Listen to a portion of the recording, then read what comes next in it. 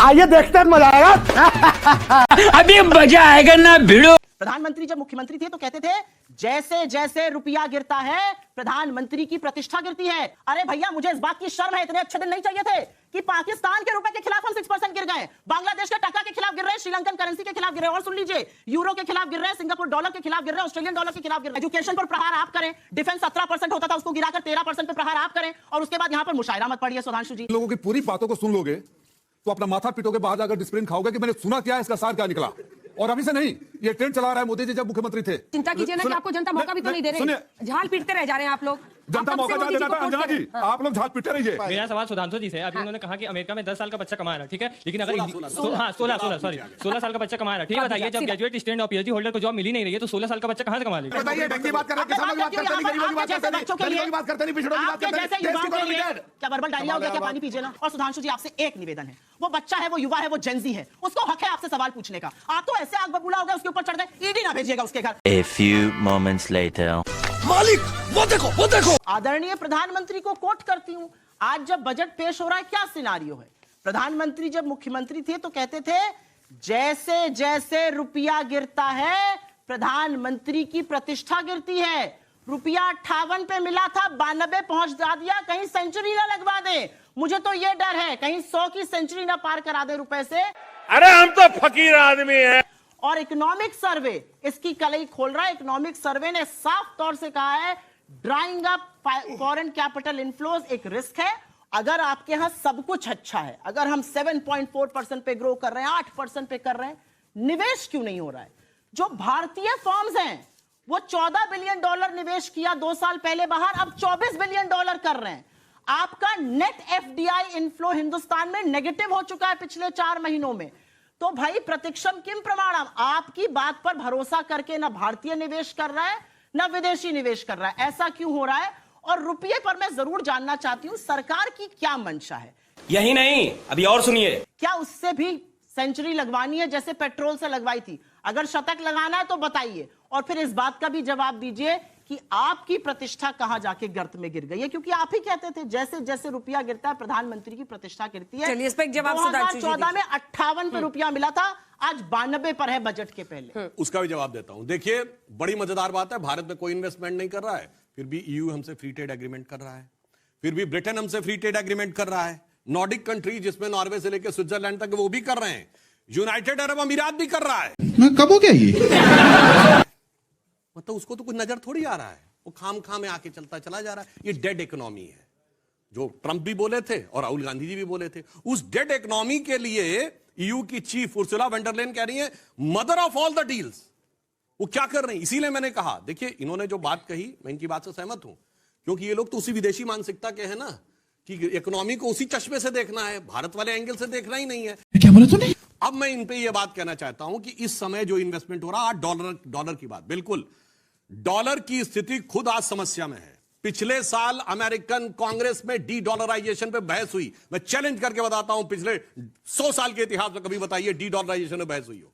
Trump ने धमकी दी कि डी डॉलराइजेशन नहीं होना चाहिए, और आज भारत ही नहीं पूरी दुनिया में लोग भारी मात्रा में दुनिया के बड़े बड़े कंट्रीज गोल्ड और सिल्वर खरीद रहे हैं।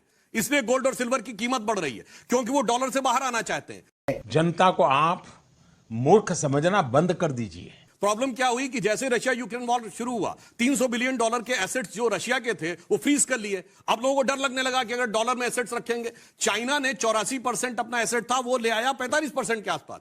भारत ने भी अभी पिछले ही महीने में जिस ढंग से उससे विड्रॉ किया है यूएस ट्रेजरी बॉन्ड से, तो लगातार वो अपने डॉलर की रेट बढ़ा के बचाने का प्रयास कर रहे हैं। दूसरा, ट्रंप का टैरिफ लगा हुआ है। टैरिफ लगे होने की वजह से जो हमारा एक्सपोर्ट है वो प्रभावित है। इसलिए इन्होंने बिल्कुल सही बोला कि 4 महीने से ये प्रॉब्लम है। जैसे ये टैरिफ का इशू सेटल होगा, या अमेरिका के साथ डील का मामला सेटल होगा, या हमारी ईयू की और जो दूसरी एफटीए है उनका रिजल्ट आना शुरू होगा, तो मानवीय बात है उसमें भी अंतर आना शुरू हो जाएगा। क्या कहना क्या चाह रहे हैं भाई आप? मैं सिर्फ अंत में इतना कहना चाहता हूं कि साहब बाकी तो छोड़िए डॉलर वॉलर, आने वाले समय में डॉलर कितना भी नीचे जा रहा है, हिंदुस्तान वर्ल्ड की फास्टेस्ट ग्रोथ की इकोनॉमी 2 साल से लगातार बना हुआ है। अभी बदत है भाई, अभी बदत है। हाथ कंगन को आरसी क्या, पढ़े लिखे को फारसी क्या, रुपए की बात कर रहे हैं। ठीक है भाई, डॉलर गिर रहा है दुनिया की तमाम करेंसी इंक्लूडिंग एशिया की करेंसी इस डॉलर के खिलाफ स्ट्रेंथन कर रही हैं।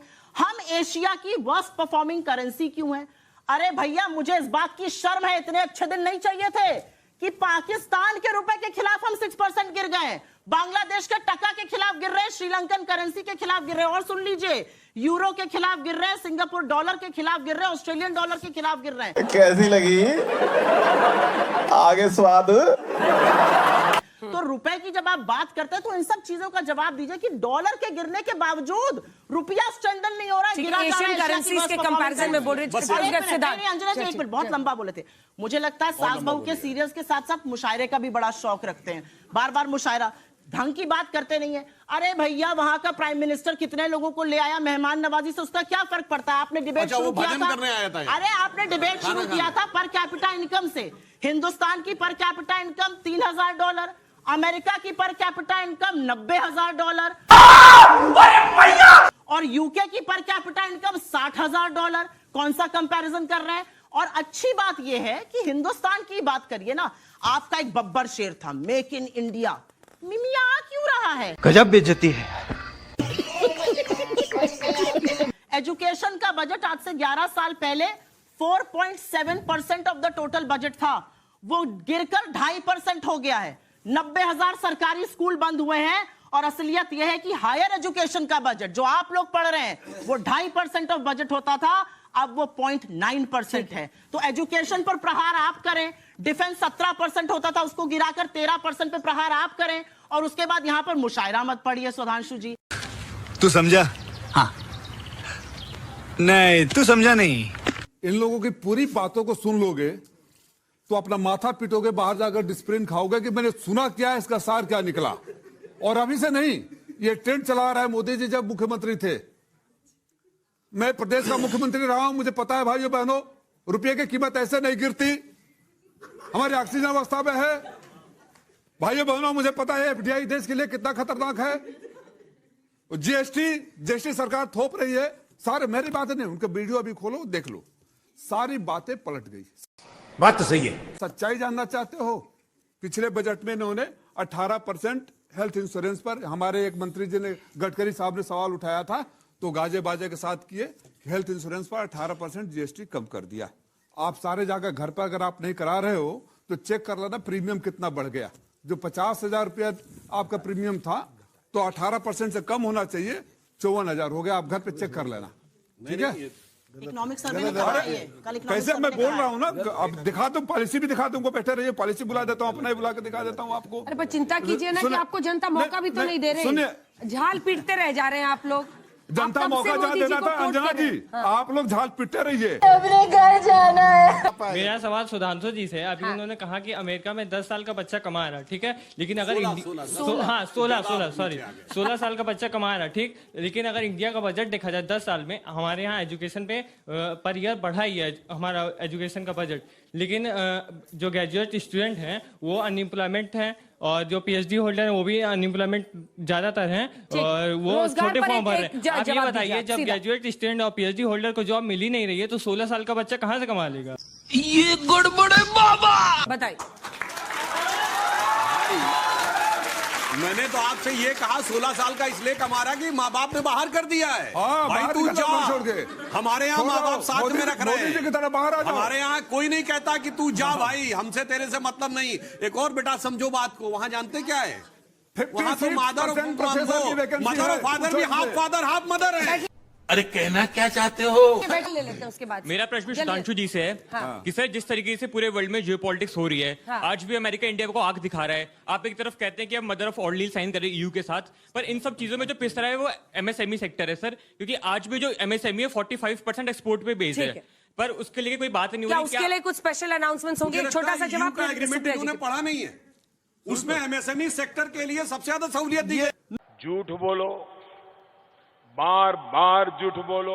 आपको पता है 2016 में एक पैकेज आया था 60,000 करोड़ रुपए का टेक्सटाइल सेक्टर के लिए, उसमें 1 करोड़ नौकरी बननी थी। कितनी नौकरी बनी? यही पीयूष गोयल जो आज 75 इंटरव्यू दे रहे हैं, इन्होंने 2024 में कहा था 40 लाख नौकरी लेदर सेक्टर में बनेगी। जैकेट पहनकर बैठे हैं, कितनी नौकरी बनी?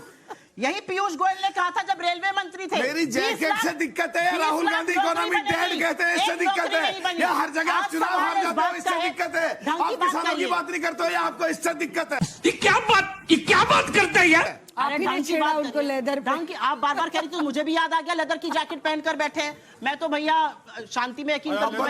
बताइए, ढंग की बात कर रहे हैं, किसानों की बात करते नहीं, गरीबों की बात करते नहीं, दलितों की बात करते नहीं, पिछड़ों की बात करते नहीं, देश की इकोनॉमी डेड। क्या वर्बल डायरिया हो गया क्या? पानी पीजिए ना। आपके जैसे युवाओं के लिए इस सरकार ने 1 करोड़ इंटर्नशिप देने की एक स्कीम लॉन्च करी थी 2 बजट पहले, याद है आपको? 1 करोड़ इंटर्नशिप मिलने वाली थी। पता है कितने लोगों को मिली? 10,000 लोगों को। 1 करोड़ मिलनी थी, 10,000 को मिली। इसलिए मैं पूछती हूं, 3 एम्प्लॉयमेंट इंसेंटिव स्कीम लाई गई, 2 करोड़ रोजगार बनना था, कितने रोजगार बने? और मुझे सिद्धार्थ जी से यहां पर थोड़ी सी शिकायत है, क्योंकि मैंने उनके साथ पत्रकारिता की है।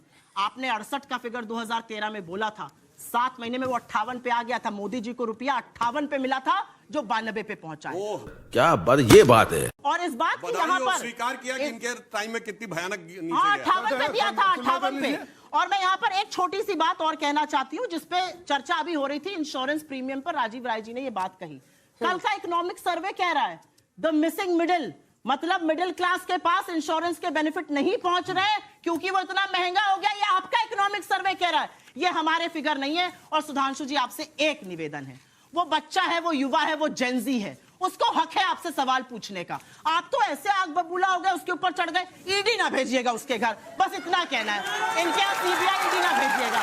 वाह क्या सीन है।